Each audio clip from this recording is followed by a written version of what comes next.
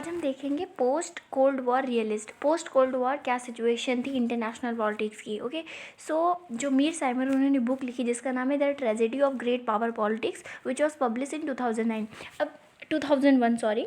सो इसका कंटेक्स्ट क्या है कि there was a question mark on the status of realism as a timeless wisdom. क्यों था टाइम ऐसा, रियलिज्म को ऐसा टाइमलेस विजडम बताएगा। The end of cold war has seen a remarkable growth in cooperation and there has been a phenomenal increase in international organization, regional institution and global convention, and one of the biggest achievement was formation of world trade organization in 1945.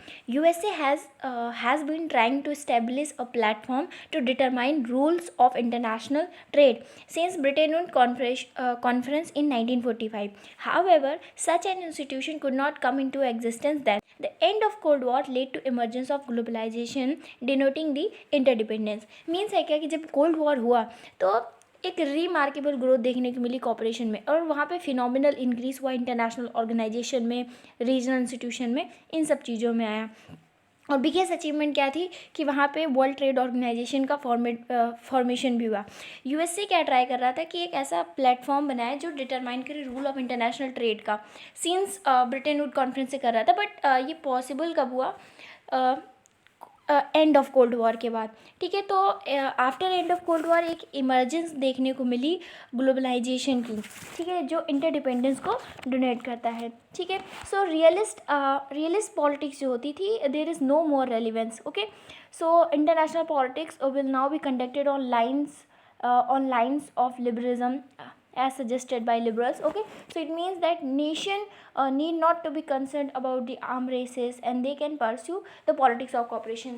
That means that कि जब realist policy थी तो उसमें power एक mean बताया जाता था। ठीक है, अब क्योंकि इंस्टीट्यूशन आ चुके थे, लिबरल इंस्टीट्यूशन आ सके थे, तो वहाँ से भी इंटरनेशनल पॉलिटिक्स लिबरल प्रिंसिपल्स पे और आइडियलिज्म के प्रिंसिपल पे कंडक्ट की जा सकती थी, उसको किया जा सकता है। इसलिए ये देखा जाने लगा कि अब आर्म्स रेस जो है उनकी अब कोई ज़रूरत नहीं है इंटरनेशनल, और अब इंटरनेशनल कॉपरेशन से भी काम हो सकता है। ठीक है, so post cold war realism में मीर साइमर आते हैं, वो रीस्टेब्लिश करते हैं रेलिवेंस ऑफ रियलिज्म। अब वो इसीलिए वो एक बुक लिखते हैं the tragedy of great power politics, जो पब्लिश हुई 2001 में। अब उसमें वो क्या बताते हैं, फोकस क्या था इसका, on future of US China relation. तो इनके ऑब्जर्वेशन क्या थी, इन्होंने वॉर्न किया fantasies of American scholars who are emphasizing on US-China cooperation, and he prescribed USA that China is a challenge to US hegemony, and it could be foolish on part of USA to support the rise of China. So it would be foolish if USA accept the discourses of the peaceful rise. Okay, so Meir Seimer, as a structural realist, he suggested that the objective of China is to improve its power not for its security but for its dominance.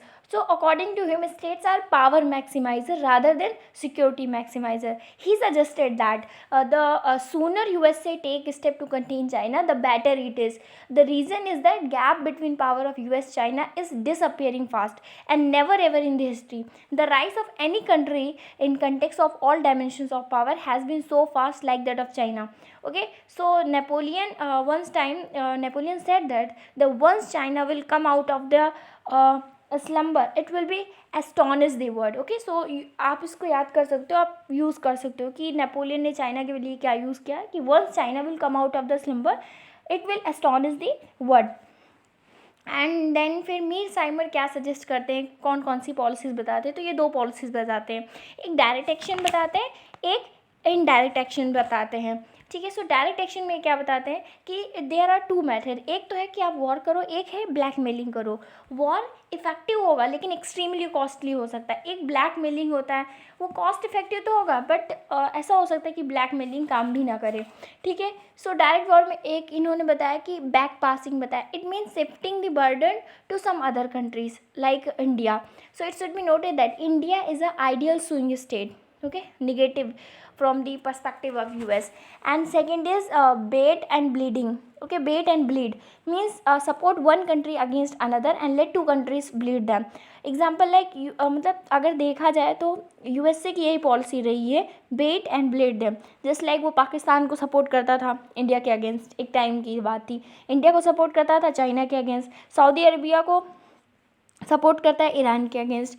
Okay, सो ये रहा है history में, ठीक है। So blood letting क्या था, तो suppose two countries are fighting then ensure they continue to fight thus weaken themselves. तो ब्लड लेटिंग, जैसे अगर आप ईरान इराक वॉर में देखो तो यूएसए जो है आर्म्स को सप्लाई करता है ताकि वॉर हो और वो खुद ही को वीकन कर ले, ताकि कोई मतलब वो कैपेसिटी डेवलप ना कर पाए जो एक इमर्ज कर सके as a regional power.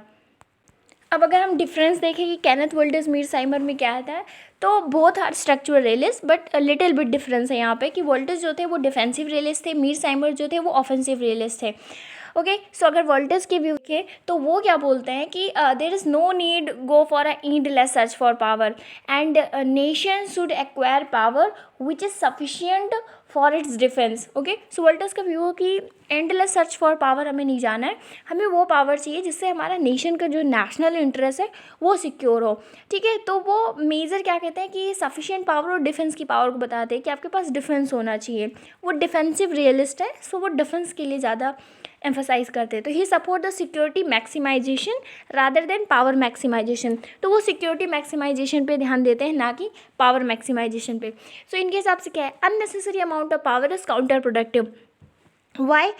Because when nation goes for unending pursuit of power beyond its security, so it forces other country to form counter alliances, has balance the hegemony. Okay, so unnecessary amount of power नहीं जाना चाहिए, ठीक है। अगर आप इसको China से समझना चाहते हो तो चाइना भी अननेसेसरी अमाउंट ऑफ पावर को कर रहा है, तो काउंटर प्रोडक्टिव है कि सिक्योरिटी के बियॉन्ड जा रहा है, तो अदर फोर्सेस है वो काउंटर कोलिशन बना रही है। एग्जाम्पल लाइक क्वाड हो गया, आकुस हो गया, वो चाइना की सब के अगेंस्ट ही है, ठीक है। अब मीर साइमर की स्पेशली व्यू क्या है, no amount of power is enough in this context he become closer to Morgenthau. For example, power is an end in itself. According to him USA should aspire for hegemony rather than balance. Okay, तो ये क्या USA को Aspire करते हैं कि USA को Aspire करना चाहिए हेजिमनी के लिए rather than a balance, and USA should follow any country to attain balance of power vis-a-vis USA and the only guarantee of the security is a hegemony। तो ये कहते हैं कि USA को अटेन करना चाहिए बैलेंस ऑफ पावर, ठीक है, और ओनली गारंटी सिक्योरिटी क्या है, हेजिमनी है। तो वो हेजिमनी के लिए सपोर्ट कर रहे हैं कि कैसे, जो मीर साइमर है वो यूएसए को बता रहे हैं कि कैसे अब हम हेजिमनी को मेंटेन कर सकते हैं। Nation are not security maximiser but they are power maximisers. China is acquiring power not for security but for establishing its dominance. He believe that nation are offensive rather than defensive. ये believe करते हैं कि nation offensive है, defensive नहीं है। He believe that the offensive is the best defence. Offences क्या है, best defence है। He suggested that history shows countries that offensive action generally one rather than defensive one, ठीक है। तो ये एग्जाम्पल्स भी देते हैं कि हिस्ट्री ने हमें बहुत सारे एग्जाम्पल्स दिए हैं, ठीक है, जिसमें जो ऑफेंसिव है उन्होंने तो अपने को सेव कर लिया, लेकिन जो डिफेंसिव है वो अपने आप को नहीं कर सकते। जैसे बेस्ट एग्जांपल लेना तो आप सेकेंड वर्ल्ड वॉर देख सकते हो, जहाँ पे जो ब्रिटेन था, ये सब जो कंट्रीज़ थी वो डिफेंसिव पॉलिसीज़ को अपना रही थी कि कैसे हम डिफेंस कर सकते हैं, लेकिन जब जर्मनी का राइज हो रहा तो वो ऑफेंसिव पॉलिसीज़ को फॉलो कर रहा था, ठीक है। So Hans he suggested that US must be offensive toward China not defensive. Okay, so he does not support Waltz's view that nation will form counter coalition in case country want to be hegemonic. So he suggested that in such situation nation may prefer bargaining, ठीक है।